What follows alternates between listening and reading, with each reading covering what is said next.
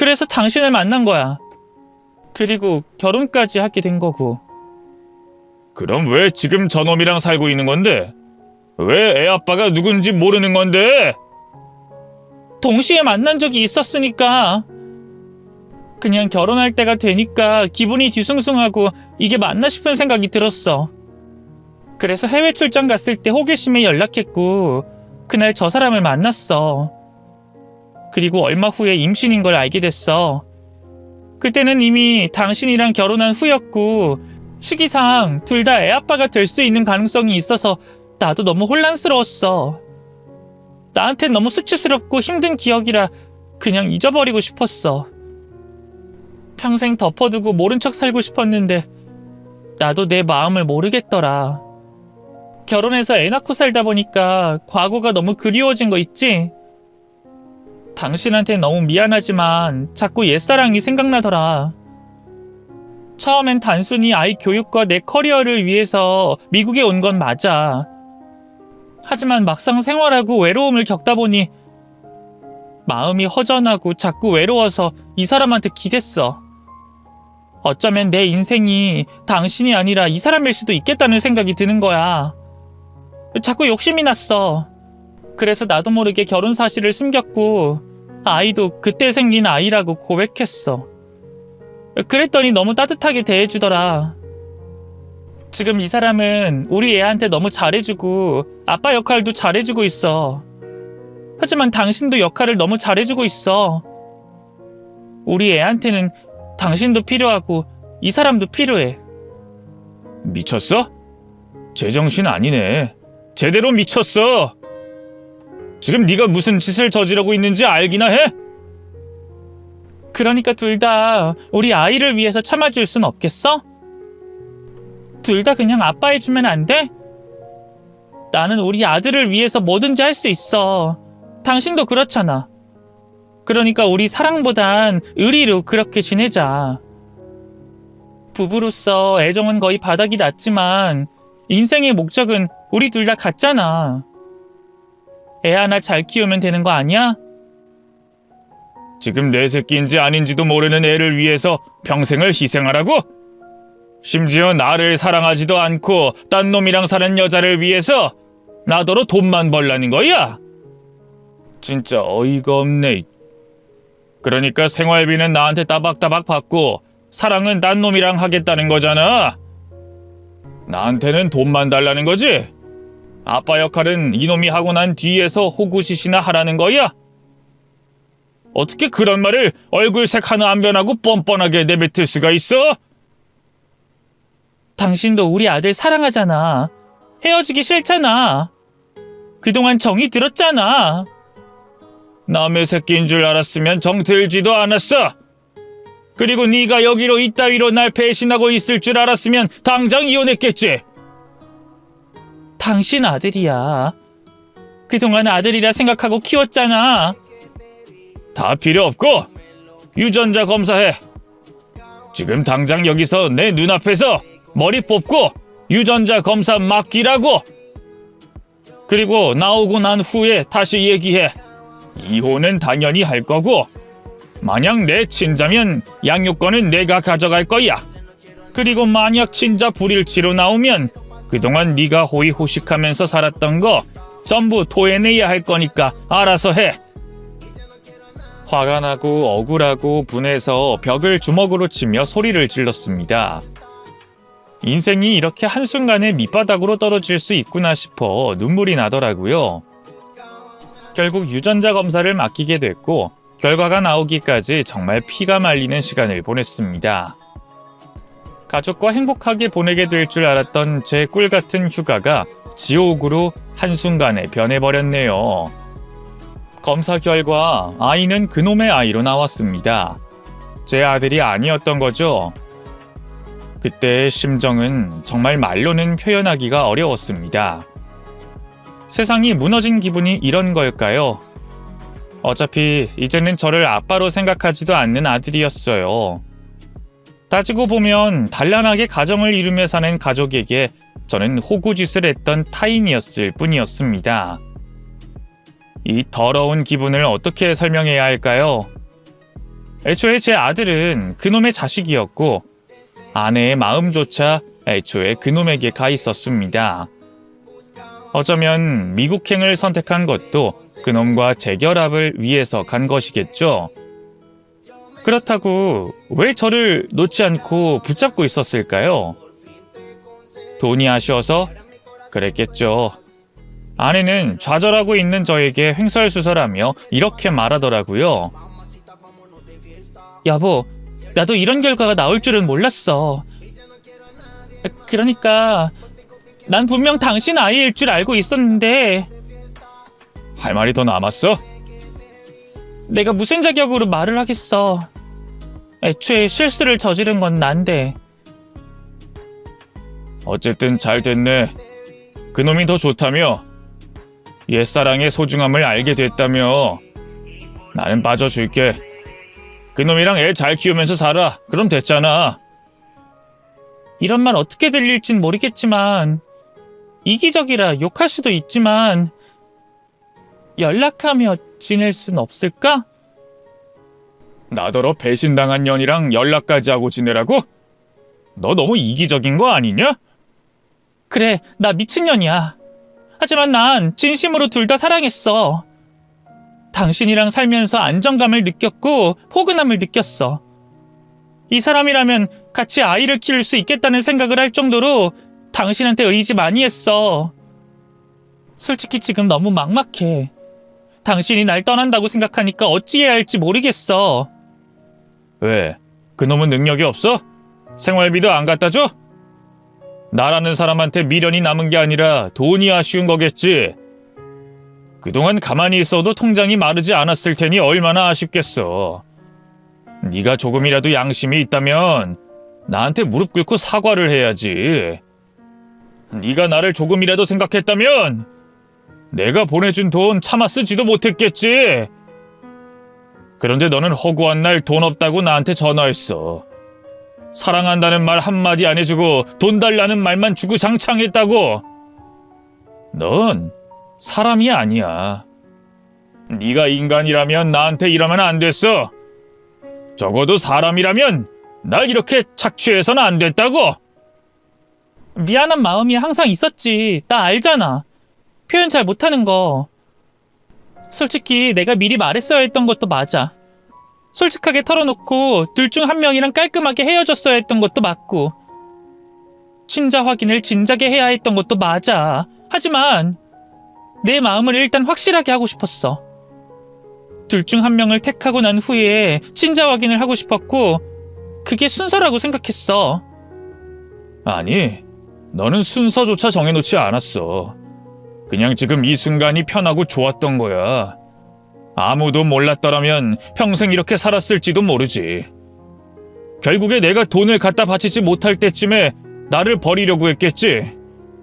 아무짝에도 쓸모없는 놈 버리고 사랑하는 놈이랑 노후를 보내려고 했던 거겠지. 내가 모를 줄 알아? 너의 비열한 생각 때문에 내 인생이 통틀어 부정당했어. 한순간에 인생의 목적과 의미가 사라졌다고. 지환이가 지환이인 건 변하지 않잖아. 내가 나인 게 변하는 것도 아니고 상황만 좀 변하게 된 거야. 미국 살더니 마인드가 헐리우드 된 거야? 혹시 뭐 정신줄을 놨어? 애 하나에 아빠가 둘인 게 말이 돼? 너는 그게 정상적인 가정이라고 생각해? 결혼 날짜 잡고 딴 놈이랑 하룻밤 보낸 걸로 모자라서 딴 놈의 애를 나더러 대신 키워달라고? 걔가 걔인 건 변하지 않았으니 아빠 역할을 그대로 충실히 해달라는 거야? 진심이야? 그럼 내 인생은? 남의 핏줄을 위해 희생한 나는 누가 책임져 주는데? 네가 날 책임지기라도 할 거야? 됐고, 여태껏 내가 보내준 돈 전부 돌렸네. 그리고 내가 피해받은 것들 전부 보상받을 거니까 그런 줄 알아. 볼 것도 없어. 그냥 이혼과 동시에 소송 진행할 거야. 그리고 너 사기죄로 내가 감옥에 쳐넣을 거니까 그렇게 알고 있어. 여보, 우리 추억도 많고 행복했던 적도 많았잖아. 그건 돈으로 환산할 수 없어. 우리 천천히 해결하자. 한때는 정말 사랑했던 사이였잖아. 나 이대로 서로 얼굴 붉히면서 헤어지고 싶지 않아. 남들이 안 좋은 말하고 의심해도 난 당신 믿었어. 내 아내는 절대 그럴 사람 아니라고, 가정에 충실한 사람이고 의리 있는 사람이라고 당신 편을 들었어. 절대로 나를 실망시키는 행동은 하지 않을 거라 생각해서 나도 양심적으로 살았고 단 한 번도 부끄러운 행동한 적이 없는데 당신은 왜 내 노력을 무시하고 이따위로 살아? 이건 사람에 대한 예의가 아니지 않아? 나를 사랑하지 않는 건 그럴 수 있다고 쳐. 마음이 없다면 떠나면 그만이야. 잘못 떠는 사람 붙잡고 요구하고 끊임없이 숨막히게 하는 거, 이건 학대고 범죄야. 당신은 사람 하나를 죽인 거나 다름없어. 내 인생 전체를 몰락시킨 거나 다름없다고. 이것만 기억해. 난 당신이 대가를 치를 때까지 끊임없이 소송을 걸 거야. 그리고 내가 희생했던 날들을 반드시 보상받을 거야. 나도 이러고 싶지 않았어. 내 인생이 기구한 걸 어떡하냐고. 둘 다 아쉬운 점이 있는 걸 어떡해. 나도 엄마인데, 여잔데 이 정도 저울질은 할 수 있는 거 아니야? 잠시였어. 정리하려고 했다고. 그러게 왜 미국에 온 건데? 괜히 못 볼 꼴 보고 상처만 받았잖아. 진작에 오지 말라고 할 때 가만히 있었어야지. 끝까지 잘못을 인정하지 않고 자기 힘든 말만 하는 아내를 보면서 느꼈네요. 이 사람과 평생을 약속했던 게 잘못이었구나. 내가 사람을 잘못 봤구나. 잘못을 저질렀으면 진심으로 사과하고 용서를 비는 게 당연한 수순 아닌가요? 그 여자는 자기가 얼마나 불행했는지 설명하며 변명만 늘어놓더라고요. 정말 신기하게도 제 친자가 아니라는 결과를 듣자마자 아들에 대한 애정이 싹 사라졌어요. 저도 어쩔 수 없는 사람인지라 핏줄이 아니라는 사실에 실망하게 되더라고요. 한국과 미국을 오가며 두 집 살림을 했다는 게 아직도 믿기지가 않아요. 들키지 않을 거라고 생각했다는 것 자체가 신기할 따름입니다. 알고 보니 아내는 저 몰래 야금야금 이혼 준비를 하고 있었더라고요. 이혼을 하고 깔끔하게 그놈과 새 출발을 할 계획이었겠죠. 결국엔 저는 아내에게 선택조차 받지 못한 이용만 당한 남자였던 겁니다. 이러니 제가 속이 안 뒤집히겠습니까?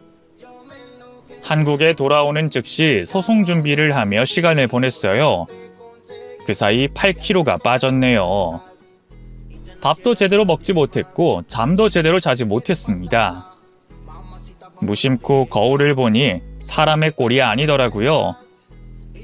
주변에서는 전부 저를 걱정하며 똥 밟았다 생각하며 놓아줘라 하는데 어떻게 이걸 그냥 넘길 수 있겠습니까? 이 일을 제대로 마무리 지어야 저도 새 출발을 할 수 있을 것 같았어요. 그래서 더 몰입했습니다.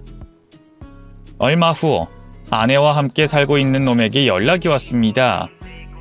받았더니 저에게 뚱땅지 같은 말을 건네더라고요. 수진이 그냥 지금 거기 있습니까? 그걸 왜 저한테 묻죠? 그쪽이랑 미국에서 잘 먹고 잘 살고 있는 거 아닙니까? 그쪽이 아닙니까? 말을 좀 알아듣게 하세요. 싸우고 집을 나갔는데 웬 놈이랑 붙어 먹었다는 소문이 들려서요. 그래서 그쪽인 줄 알았죠? 저랑은 상관없는 일입니다. 그거 아세요? 수진이 원래 그런 여자예요. 바람기에 도벽에 자기 연민까지 진짜 다루기 힘든 여자죠. 만나는 내내 10번도 넘게 헤어졌을 겁니다. 인연을 완전히 끊겠다고 다짐했는데 그놈의 예정이 뭔지. 그날 하룻밤 때문에 저도 인생 망한 꼴이죠. 어느 날 대뜸 찾아와서 지금 키우고 있는 애가 네 애다, 책임져라 하는 바람에 저도 동거하던 여자랑 끝내고 수진이랑 다시 살림 합친 겁니다. 갑자기 하늘에서 아들이 뚝 떨어진 거나 다름없었어요. 맹세코 수진이한테는 남편이 있는 줄 몰랐습니다. 저를 철저하게 속였거든요. 그년이 진짜 말을 할 때 청산유수잖아요. 사람 둘 바보 만드는 건 일도 아니었겠죠. 그래도 나이가 드니까 철이 들었겠지 생각하며 믿었던 제 잘못이었어요. 친자고 뭐고 다 필요 없습니다. 저도 수진이 버리려고요. 그걸 왜 저한테 말씀하시죠? 억울해서요. 그쪽한텐 내가 상간남 아닙니까? 저는 아무것도 몰랐고 피해받은 입장이라고 최선을 다해서 변호하는 중입니다. 혹시나 나중에 소송이나 뭐 고소 같은 거 하실까봐 미리 말씀드리는 겁니다. 그녀는 지금도 어디 괜찮은 호구 없나 물색하고 있는 중일걸요? 동시에 2명 만나는 게 습관이 된 여자니까 지금 얼마나 허전하겠습니까? 이래서 외로움 잘 타는 여자는 만나면 안 되는 건데. 그래도 그쪽은 친부잖아요. 자식에 대한 의무는 해야죠. 나랑 그쪽 입장은 다릅니다. 애는 잘못 없으니 최선을 다하세요. 그리고 저는 그쪽 원망할 생각 없습니다. 그리고 수진이에 대한 원망도 그렇게 크지 않아요. 그저 원래의 일상으로 돌아가기 위해 노력하고 있을 뿐입니다. 남을 원망하며 쓰기엔 제 시간이 너무 아깝거든요. 그러니까 앞으로는 우리 둘 통화하는 일 없도록 하죠. 최대한 냉정하고 이성적으로 일을 대처하려고 노력했어요. 감정적으로 생각해봤자 저만 손해더라고요. 어떻게 나한테 그럴 수 있지? 어떻게 내 인생에서 이런 일이 일어날 수 있지? 라는 생각을 하기 시작하면 걷잡을 수 없을 정도로 자책하게 되더라고요. 오히려 마음을 가라앉히고 지금 당장 내 앞에 떨어진 일부터 해결하자. 천천히 단계를 밟아 나가면 된다는 마음으로 임하니까 오히려 잔잔해지더라고요. 저도 그 여자를 떠나게 됐고 그 남자도 그 여자를 떠나게 됐어요. 셋이 각자 갈 길을 가게 된 것이죠. 어찌 보면 당연한 결과라고 생각해요. 흔적을 지우고 모든 기억을 도려내고 가슴 아픈 과정을 거치며 헤어짐을 마무리 짓고 있었을 그때 불청객이 찾아오고 말았습니다. 어느 날 새벽 누군가 비밀번호를 누르고 집에 들어오더라고요. 현관 비밀번호를 바꾸는 걸 깜빡한 게 잘못이었어요. 전부인이 아들을 내세우며 들어오더라고요. 깜짝 놀란 제가 나가라고 하자 전부인은 재빨리 무릎을 꿇더니 고개를 숙이고 눈물을 흘렸습니다. 여보, 내가 잘할게. 한 번만 받아줘. 나 지금 너무 힘들고 고통스러워. 벌 받나 봐. 지금 오갈 데도 없고 받아주는 데도 없어. 난 괜찮아. 하지만 우리 아들은 어리잖아.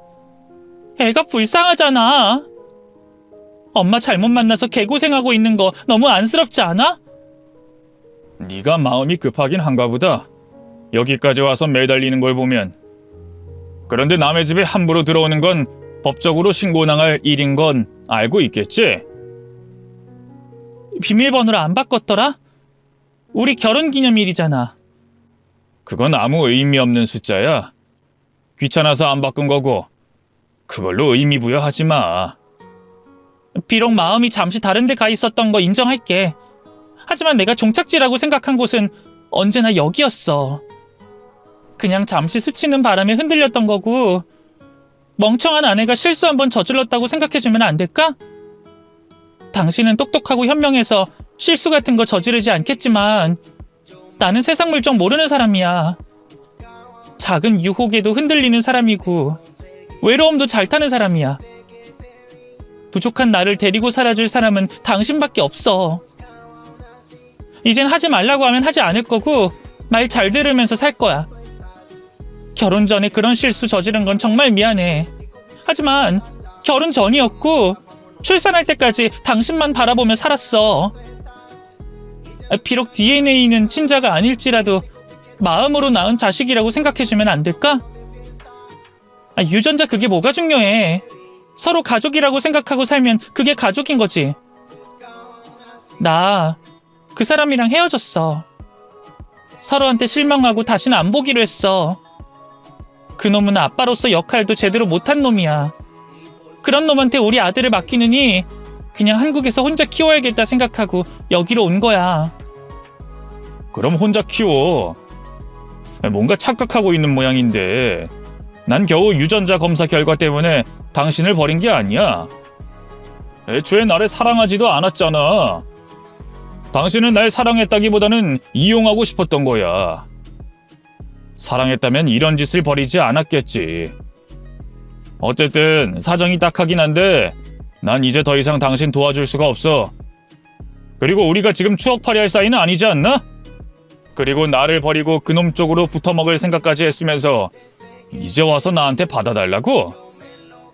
난 당신같이 뻔뻔한 사람은 처음 봐. 경고하는데 앞으로 평생 혼자 살아. 양육비는 친부한테 꼬박꼬박 달라 그러고 자식 키우는데 집중해. 허튼 짓 하지 말고 부끄럽지 않게 좀 살란 말이야. 그나마 옛정 생각해서 하는 소리니까 새겨들어. 그리고 다시는 찾아오지 마. 맘 같아서는 머리채 잡고 쫓아내고 싶은데 네 아들이 있어서 참는 거야. 그리고 너 아들이 이미 그놈 자식인 거 알고 있었지? 아니야, 정말 몰랐어. 딱 보니 사이즈 나오는데 뭘. 애를 낳았는데 하룻밤 상대한 전남친과 빼닮아서 고민이 많았겠지. 그놈과 합치자니 돈이 아쉽고 나한테 붙자니 그놈을 진심으로 사랑하고 애아빠인 사람과 헤어지고 싶지 않았겠지. 그래서 결국 이중생활 하기로 한 거야. 그래서 미국에 가겠다고 선언했던 거겠지.